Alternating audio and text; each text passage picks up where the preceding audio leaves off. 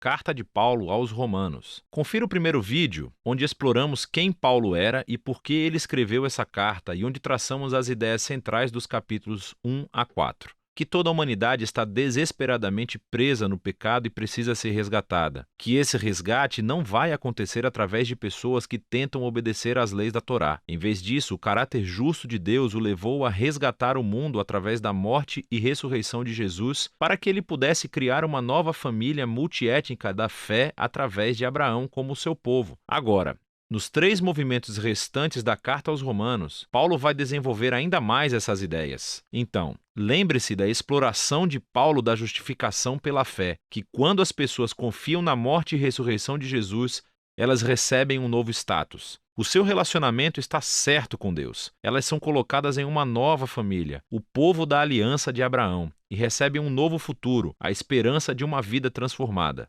Agora, Paulo quer mostrar como essa realidade deveria reformular cada parte da nossa existência. Porque estar nessa família significa fazer parte de uma nova humanidade que Deus está criando através de Jesus e do Espírito. Então, Paulo volta ao primeiro personagem humano da história bíblica, Adão. O seu nome significa humanidade, e Adão, como toda a humanidade depois dele, escolheu o pecado e o egoísmo. E assim, todos nós enfrentamos o julgamento de Deus porque nos tornamos escravos da influência do pecado, resultando em morte.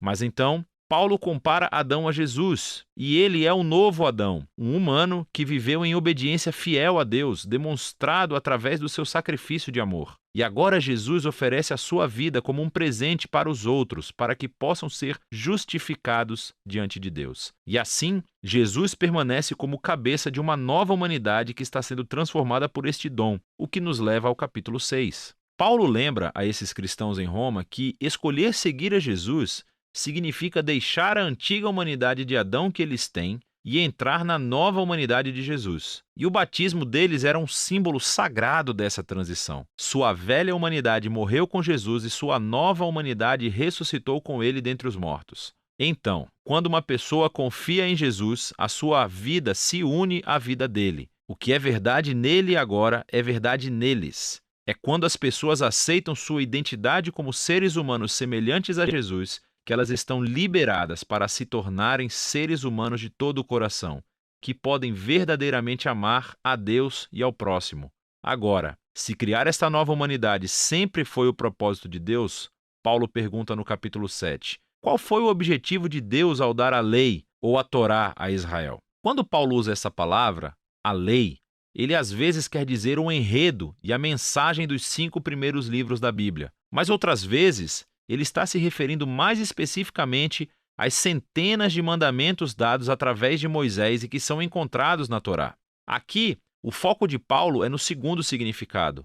Qual foi o propósito de todos esses mandamentos? Paulo diz que os mandamentos da Torá eram bons. Eles mostravam a vontade de Deus para como Israel deveria viver. Mas se você ler o enredo da Torá, Israel quebrou todos esses mandamentos. Quanto mais leis Israel recebia, mais eles repetiam o pecado de Adão e se rebelavam. Assim, mesmo quando Deus deu ao seu povo regras morais específicas para obedecer, isso não resolveu o problema do coração humano pecaminoso. E, paradoxalmente, essas regras tornaram Israel ainda mais culpado. Mas, segundo Paulo, o objetivo é esse paradoxo. O objetivo de Deus era deixar claro que foi o mal que roubou o coração humano, que a Torá, por mais boa que seja, não poderia fazer nada sobre isso. Mas Paulo diz, no capítulo 8, que a solução chegou em Jesus e no Espírito, e eis como. Os mandamentos da Torá agiam como uma lupa. Ela focalizava o problema da condição humana em um só lugar,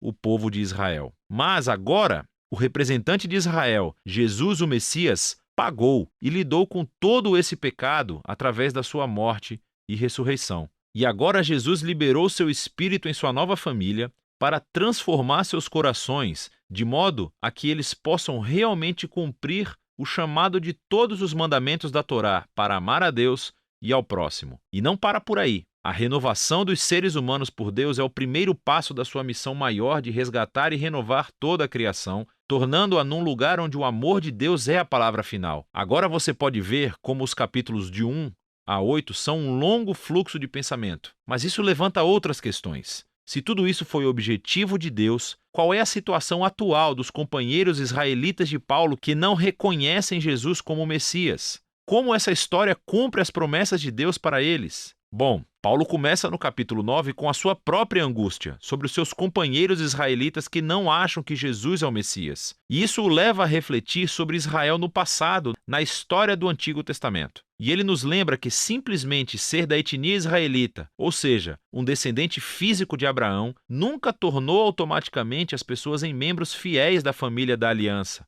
Paulo nos mostra como Deus sempre selecionou um subconjunto da família de Abraão para seguir a linha da promessa. E o seu objetivo é que agora essa linha da promessa seja realizada por aqueles que seguem a Jesus. Ele lembra que por muito tempo as pessoas dentro e fora da família de Abraão rejeitaram a vontade de Deus. Ele nos lembra da história de Israel e do bezerro dourado e da rebelião do faraó. Ele nos mostra como Deus foi capaz de orquestrar eventos para que a rejeição das pessoas a ele realmente cumprisse seus propósitos redentores. E assim, no capítulo 10, Paulo volta o seu foco para Israel no presente. A razão pela qual muitos israelitas rejeitam a Jesus é porque eles estão baseando a sua relação de aliança com Deus no desempenho dos mandamentos da Torá. E muito tristemente, eles não reconhecem o que Deus fez através de Jesus para criar uma nova família da aliança baseada na fé. E assim Paulo pergunta no capítulo 11, qual é o futuro de Israel? Deus abandonou seu povo? Não, diz ele. Há toneladas de judeus, incluindo ele próprio, que reconhecem Jesus como seu Messias. Mas há muitos que não o reconhecem. Mas Deus tem sido capaz de usar a sua rejeição para os seus próprios propósitos. Isso fez com que o evangelho se espalhasse cada vez mais rápido no mundo gentil, tornando a família de Abraão ainda maior e mais multiétnica. Paulo descreve a família da aliança de Deus como uma grande oliveira, e os que rejeitaram Jesus são os galhos que foram quebrados, por assim dizer. E esses gentios são como galhos selvagens que foram transplantados na árvore genealógica. No entanto, diz Paulo, um dia Jesus será reconhecido pelo seu próprio povo, e ele não oferece detalhes como isso irá acontecer. Paulo simplesmente confia no caráter de Deus e promete que ele não desistirá do seu povo da aliança.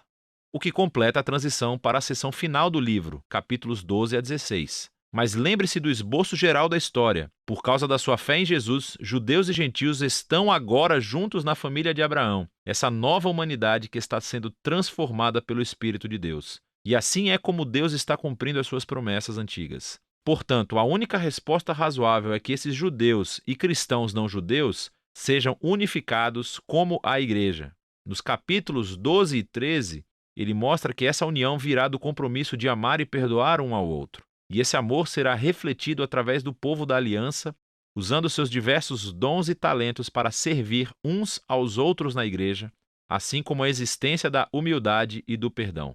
Quando esses grupos étnicos e culturas diferentes se unem em Jesus, é inevitável haver conflito que só pode ser superado através do trabalho árduo de perdão e reconciliação. É assim que eles mostram a maior das virtudes cristãs, o amor, que cumpre os maiores mandamentos da Torá de amar a Deus e amar ao próximo como a si mesmo. Nos capítulos 14 e 15, ele se concentra especificamente nas questões que estão criando divisões étnicas na Igreja Romana.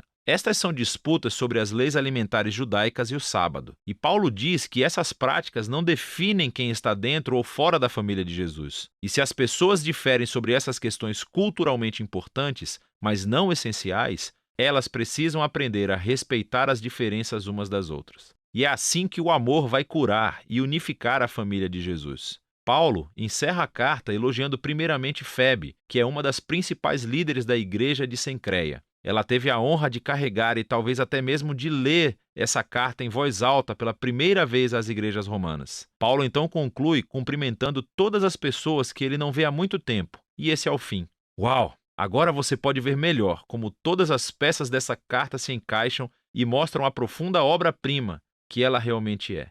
É disso que trata a carta aos Romanos.